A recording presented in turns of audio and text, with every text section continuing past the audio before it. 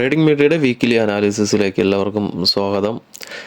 Global market നോക്കുകയാണെന്നുണ്ടെങ്കിൽ വെള്ളിയാഴ്ച വലിയൊരു നെഗറ്റീവായിട്ടാണ് ക്ലോസ് ചെയ്തിരിക്കുന്നത്. US മാർക്കറ്റ് ആയിരുന്നാലും യൂറോപ്യൻ മാർക്കറ്റും എല്ലാം നിഫ്റ്റി അടക്കം എല്ലാം ഒരു നെഗറ്റീവ് ട്രെൻഡാണ് ക്ലോസ് ചെയ്തിരിക്കുന്നത്. ഡൗ ജോൺസ് 700 പോയിൻറ്റിന് മുകളിലാണ് മൈനസായിട്ട് ക്ലോസ് ചെയ്തിട്ടുള്ളത്.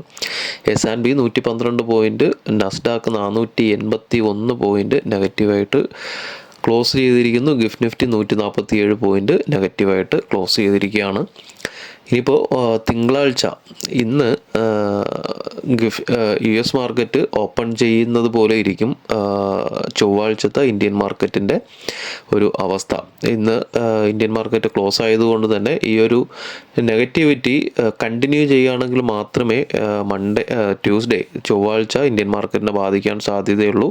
ഇന്ന് മാർക്കറ്റ് US മാർക്കറ്റ് ഒരു റിക്കവർ ആവുകയാണെന്നുണ്ടെങ്കിൽ ചിലപ്പോൾ ഒരു ഫ്ലാറ്റ് ഓപ്പണിംഗ് ഒക്കെ കിട്ടിയിട്ട് പിന്നെ ഫർദർ മൂവ്മെൻറ്റിനാണ് സാധ്യത വളരെ കൂടുതൽ. എന്തായാലും ഇപ്പോഴത്തെ ഒരു ട്രെൻഡ് അനുസരിച്ച് US മാർക്കറ്റ് തിങ്കളാഴ്ചയും ഒരു നെഗറ്റീവായിട്ട് ക്ലോസ് ചെയ്യാനുള്ള സാധ്യത ഉണ്ട്. അങ്ങനെയാണെന്നുണ്ടെങ്കിൽ ചൊവ്വാഴ്ച വലിയൊരു നെഗറ്റീവായിട്ട് ഗ്യാപ് ഡൗണിൽ ഇന്ത്യൻ മാർക്കറ്റ് ഓപ്പൺ ചെയ്തേക്കും.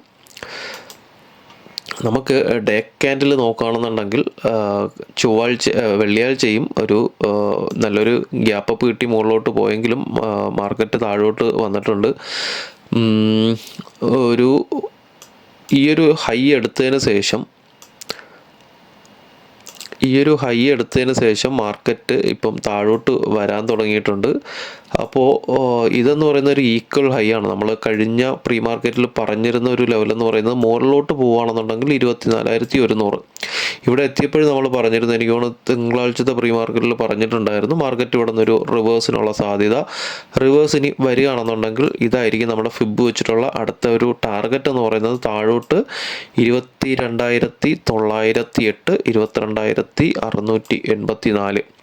ഇപ്പോഴത്തെ ഒരു വേൾഡ് മാർക്കറ്റിൻ്റെ ഒരു ട്രെൻഡ് അനുസരിച്ച് നിഫ്റ്റി വരും ദിവസങ്ങളിൽ ഈ ഒരു ഏരിയയിലോട്ട് ടെസ്റ്റിങ്ങിന് വരാൻ സാധ്യത ഉണ്ട്. ഇവിടെ വരികയാണെന്നുണ്ടെങ്കിൽ ഈ ട്രെൻഡ് ലൈന് സപ്പോർട്ട് കിട്ടും. അതിനോടൊപ്പം തന്നെ ഫിബിൻ്റെ ഒരു സപ്പോർട്ടും ഇവിടെ നിന്ന് കിട്ടാൻ സാധ്യത വളരെ കൂടുതലാണ്. മുകളിലോട്ട് പോവുകയാണെന്നുണ്ടെങ്കിൽ 24,100, അതായത് നിലവിലുള്ള ഈ ഒരു ഹൈ, ഈ സ്വിംഗ് ഹൈ വന്നിട്ട് ഈക്വൽ ഹൈ ആണ്. അത് ബ്രേക്കൗട്ട് കിട്ടി മുകളിലോട്ട് പോവുകയാണെന്നുണ്ടെങ്കിൽ 24,100, 24,250 ഈ ഒരു റേഞ്ചിൽ മാർക്കറ്റ് റിജക്ഷൻ വരും.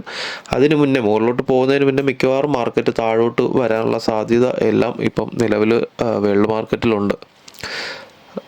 സെൻസെക്സ് നോക്കുകയാണെന്നുണ്ടെങ്കിൽ സെൻസെക്സും സെയിം പാറ്റേൺ തന്നെയാണ്.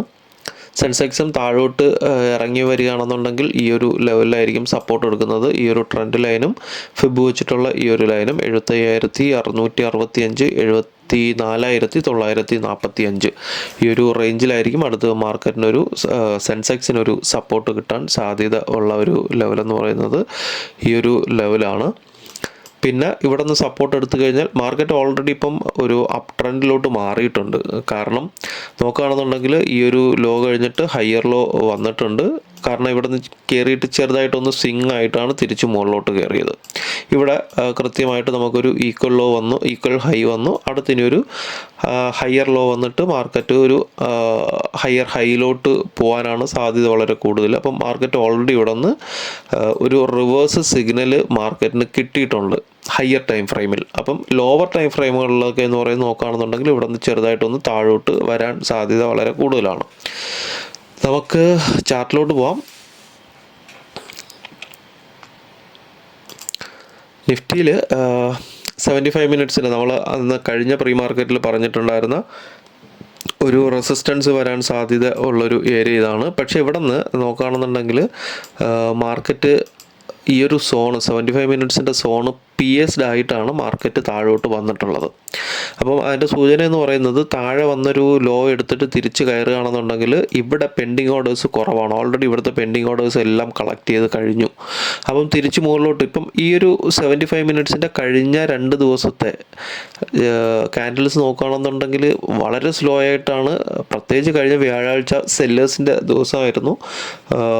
ഇതിൻ്റെ മന്ത്ലി എക്സ്പയറിയുടെ അന്നത്തെ ദിവസം സെല്ലേഴ്സ് അവിടുത്തെ മാക്സിമം അവിടുത്തെ ഓർഡറുകളെല്ലാം കളക്ട് ചെയ്ത് കഴിഞ്ഞു.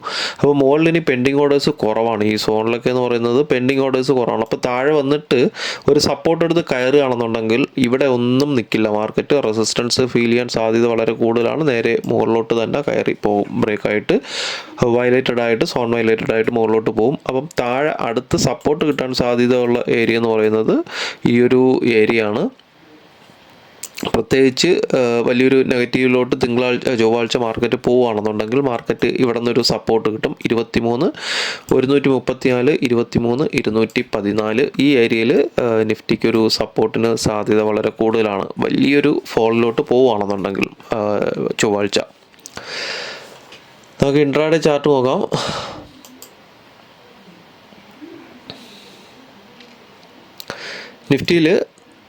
നിഫ്റ്റിയിൽ വെള്ളിയാഴ്ചത്തെ ചാർട്ട്, വെള്ളിയാഴ്ച മാർക്കറ്റ് എനിക്ക് തോന്നുന്നു ഈ ഒരു ഏരിയയിൽ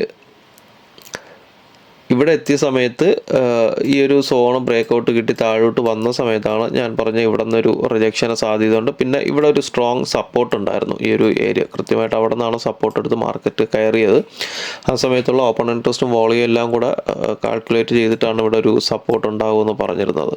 ഓക്കെ, ചൊവ്വാഴ്ച നാരോ CPR ആണ്. CPR റേഞ്ച് വരുന്നത് 23 529 തൊട്ട് 550, ഏകദേശം 20 പോയിൻറ്റിൻ്റെ CPR ആണ്. CPRന് തൊട്ട് മുകളിലാണ് ഒരു റെസിസ്റ്റൻസ് ലൈന് ഉള്ളത്. 23 550 23 575.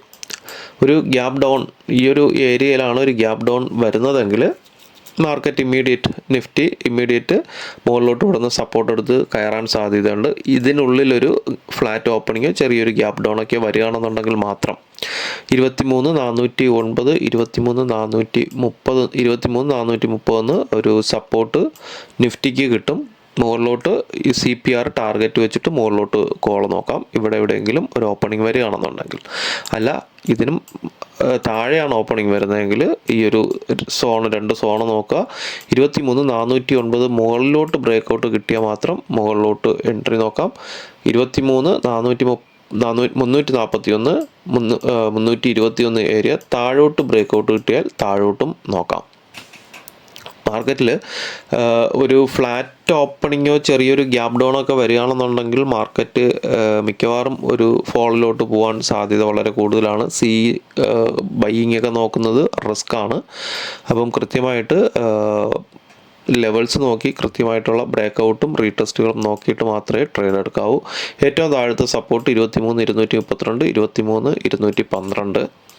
മുകളിലോട്ട് ഒരു ഗ്യാപ്പ് അപ്പ് വരികയാണെന്നുണ്ടെങ്കിൽ ഇതിനുള്ളിലെങ്ങാനും ഒരു ഗ്യാപ്പ് അപ്പ് വരികയാണെന്നുണ്ടെങ്കിൽ 23 627 23 648 ഒരു സ്ട്രോങ് റെസിസ്റ്റൻസ് ആയിരിക്കും. ഇവിടെ നിന്ന് മാർക്കറ്റ് റിവേഴ്സ് വരാൻ സാധ്യതയുണ്ട്. ഇവിടെ നിന്ന് ബ്രേക്കൗട്ട് കിട്ടി മുകളിൽ പോവുകയാണെന്നുണ്ടെങ്കിൽ, ഇപ്പം തിങ്കളാഴ്ചത്തെ വേൾഡ് മാർക്കറ്റിൻ്റെ അവസ്ഥ എന്താണെന്ന് അറിയില്ല.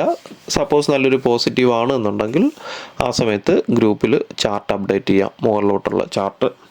നമുക്ക് സെൻസെക്സ് കൂടെ നോക്കാം. സെൻസെക്സിലും നാരോ CPR ആണ്. 77 434 77 478 വരെയാണ് CPR വരുന്നത്.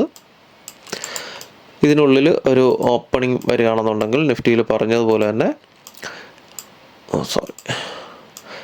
പറഞ്ഞതുപോലെ തന്നെ ഇവിടെ നിന്നൊരു റിവേഴ്സിന് സാധ്യതയുണ്ട്. 77 147 77,096 ആണ് സപ്പോർട്ട് വരുന്ന ആദ്യത്തെ സപ്പോർട്ട്. ഇതിനുള്ളിൽ ഒരു ഓപ്പണിംഗ് ആണെന്നുണ്ടെങ്കിൽ മാർക്കറ്റ് ഇവിടെ നിന്ന് CPRലോട്ട് തിരിച്ചു പോകാൻ സാധ്യതയുണ്ട്. താഴെയാണ് ഒരു ഓപ്പണിംഗ് വരുന്നതെങ്കിൽ നിഫ്റ്റിയിലുള്ള പോലെ തന്നെ ഈ രണ്ട് ലെവൽസ് നോക്കുക. 76 875 76 833. താഴോട്ട് ബ്രേക്കൗട്ട് കിട്ടുകയാണെന്നുണ്ടെങ്കിൽ താഴോട്ട് നോക്കാം. മുകളിലോട്ടാണെന്നുണ്ടെങ്കിൽ മുകളിലോട്ട് ബ്രേക്കൗട്ട് കിട്ടുകയാണെന്നുണ്ടെങ്കിൽ മുകളിലോട്ട് നോക്കാം. ഇതിനിടയ്ക്കാണ് മാർക്കറ്റ് ഒരു കൺസോൾട്ടേഷൻ ചെയ്യുന്നതെങ്കിൽ കൃത്യമായിട്ട് ബ്രേക്കൗട്ട് നോക്കിയിട്ട് എൻട്രി എടുക്കാവൂ. താഴോട്ടൊരു ലെവലൂടെ ഉണ്ട്. 76 566 76 521. ഏറ്റവും മുകളിൽ 77 577 77 614. ഇത് മുകളിലോട്ട് ബ്രേക്കൗട്ട് കിട്ടുകയാണെന്നുണ്ടെങ്കിൽ ലൈവ് മാർക്കറ്റിൽ ചാർട്ട് അപ്ഡേറ്റ് ചെയ്യാം. അപ്പോൾ ഇത്രയൊക്കെ ഉള്ളൂ. നമ്മുടെ വാട്സപ്പ് ഗ്രൂപ്പിൻ്റെ ലിങ്ക് താഴെ കൊടുക്കുന്നുണ്ട്. താല്പര്യമുള്ളവർ ഗ്രൂപ്പിൽ ജോയിൻ ചെയ്യുക. ലൈവ് അപ്ഡേഷൻസ് എല്ലാം നമുക്ക് ഗ്രൂപ്പിൽ കിട്ടുന്നതാണ്. അപ്പം എല്ലാവർക്കും നല്ലൊരു ട്രേഡിംഗ് ദിനം ആശംസിക്കുന്നു. താങ്ക്